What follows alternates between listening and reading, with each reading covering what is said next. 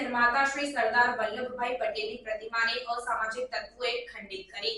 ત્યારે આ લોકોને કડકમાં કડક સજા અપાય તેવી માંગ સાથે ધોરાજ શ્રી સરદાર પટેલ સેવાદળ દ્વારા પ્રાંત કચેરીએ આવેદનપત્ર પાઠવાયું।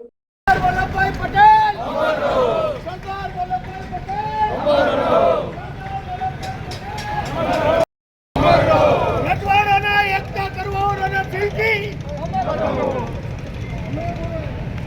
उज्जैन में अखंड भारत निर्माता श्री सरदार वल्लभभाई पटेल ने प्रतिमा ने असामाजिक तत्वों द्वारा खंडित करी देवामां आवी। त्यारे प्रतिमा ने खंडित करनार लोकोने कड़क में कड़क सजा अपाय तेवी मांग साथे फास्ट ट्रेक कोर्ट में आ केस चलाववो जोईए अने तात्कालिक आ लोकोने कड़क में कड़क सजा आपवामां आवे तेवी मांग साथे धोराजी श्री सरदार पटेल सेवादळ अने अन्य सामाजिक संस्थाओना नेजा हेठळ धोराजी प्रांत कचेरी खाते एकठा थईने आवेदनपत्र पाठववामां આવ્યું। એ અનુસંધાને ધોરાજીની વિવિધ સામાજિક સંસ્થાઓ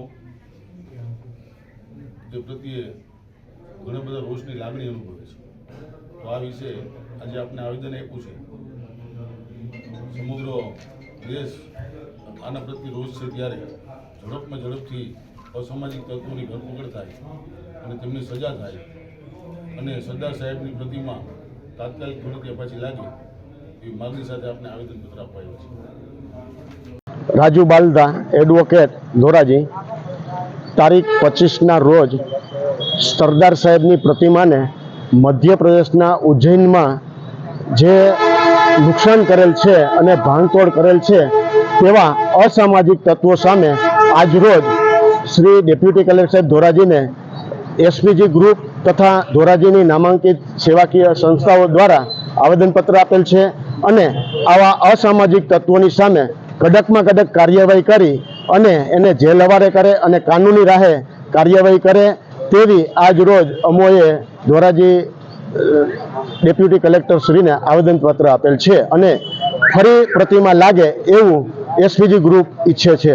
મારું નામ સંદીપ ટોપિયા છે। સરદાર પટેલ સેવાદળમાં સૌરાષ્ટ્રનો મહામંત્રી છું।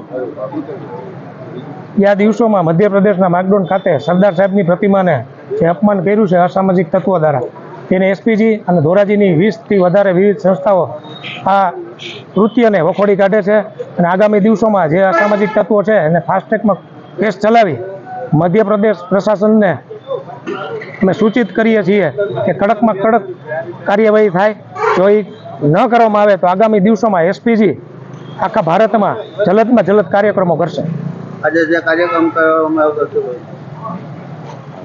આજે એસપીજી અને ધોરાજીના વિવિધ સંગઠનો દ્વારા ડેપ્યુટી કલેક્ટર સાહેબને આવેદનપત્ર પાઠવવામાં આવ્યું હતું કે સરદાર સાહેબની પ્રતિમા જે રીતે નુકસાન પહોંચાડ્યું છે એ જ રીતે પાછી યથાવત મૂળ સ્થિતિમાં રાખી દે એવી અમારી માગણી છે।